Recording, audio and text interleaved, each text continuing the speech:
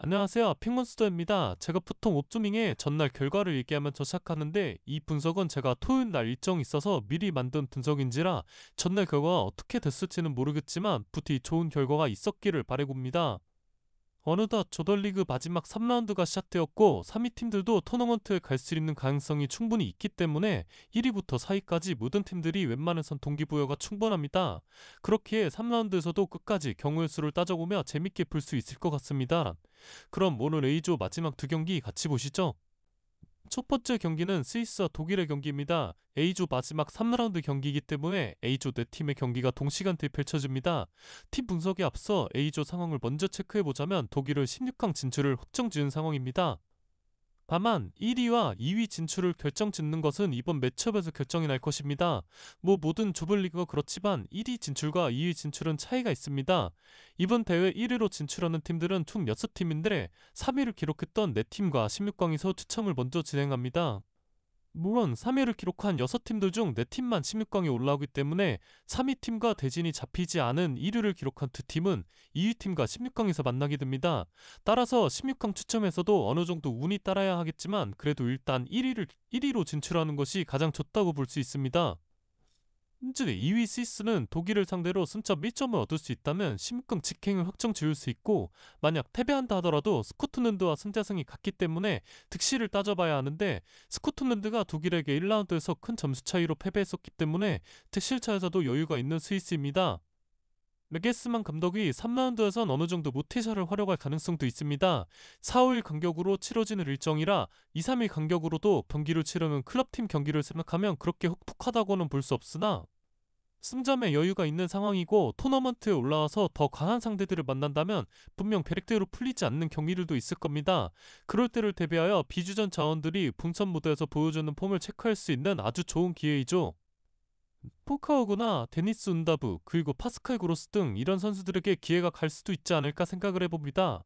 물론 이런 선수들이 나온다고 해도 독일이 여전히 무서운 팀이라는 것은 사실입니다. 스원스는 지난 2라운드 스코틀랜드와 무승부를 기록하긴 했으나 아칸지, 자카로 이어지는 정계부터는 1라운드에 이어 2라운드에서도 병맛 매끄러운 모습을 보여줬고, 찬스 상황에서 음도의 마무리는 아쉬웠으나 대칙적인 움직임으로 상대를 계속해서 위협하는 장면들이 많았습니다.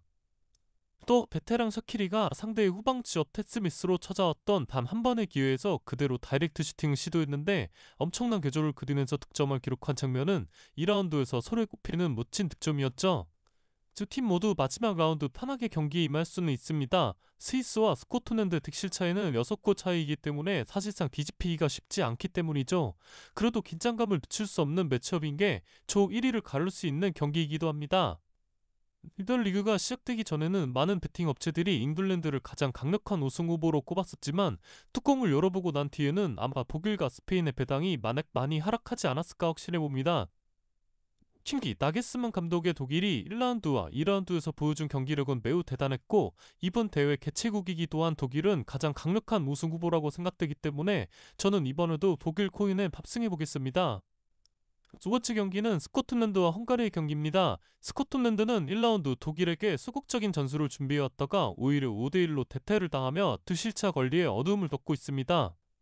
다행히 2라운드 스위스를 상대로 승점 1점을 얻어내며 최악의 상황은 피했고, 마지막 3라운드에서 승점 3점을 획득할 수 있다면 3위 팀들 간의 경쟁에서 포도마트 진출 가능성을 생각해 볼 수도 있습니다. 1라운드 실망스러운 경기력을 보여줬으나 제가 2라운드 분석 때 스코틀랜드의 이번 대회 전력이 나쁘지 않기 때문에 커브하게 탈락하지는 않을 거라 생각해 스코틀랜드 핸디캡 승리로 추천드렸었는데요.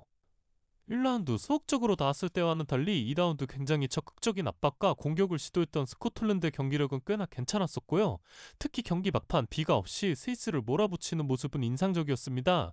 특히 오텐스 상황 궁중돌 경합에서도 많은 승리를 기록하기도 했고요.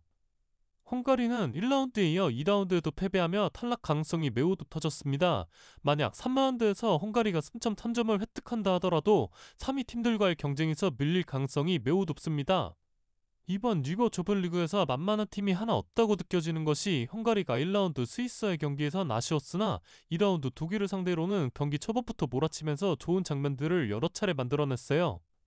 하지만 초반에 보여줬던 경기력을 유지하는 일관성은 보이지 못했고 시간이 지날수록 에너지 레벨이 급격하게 떨어지는 모습을 보여주면서 결국 2대0 패배를 기록하긴 했습니다. 스코틀랜드는 1라운드에서 수비수 나이안 포르테우스를 레드카드로 잃었고 직전 2라운드에선 키어런 티어니가 허벅지 부상으로 이탈했습니다. 스코틀랜드는 후방 지역에서 짧은 패스로 풀어 나오려는 장면이 많은데 이 부분에서 후방 주전 선수를 불이나 잃은 것은 치명적일 수 있다고 생각해봅니다. 그러한 부분에서 이번 매치업 헝가리의 약 우세를 보고 있습니다. 이 경기 승무패 배당판을 보면 사실상 동배당이 나왔는데 무승부 배당은 4배로 상당히 높습니다. 이유는 역시 두 팀에게 무승부는 의미가 없다는 것이겠죠. 한문에 저는 이번 경기 무승부 가능성을 배제하겠습니다.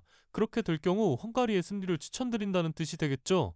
하지만 위험 요소가 크기 때문에 이 경기에서 제가 추천드리는 픽은 2.5 오버입니다.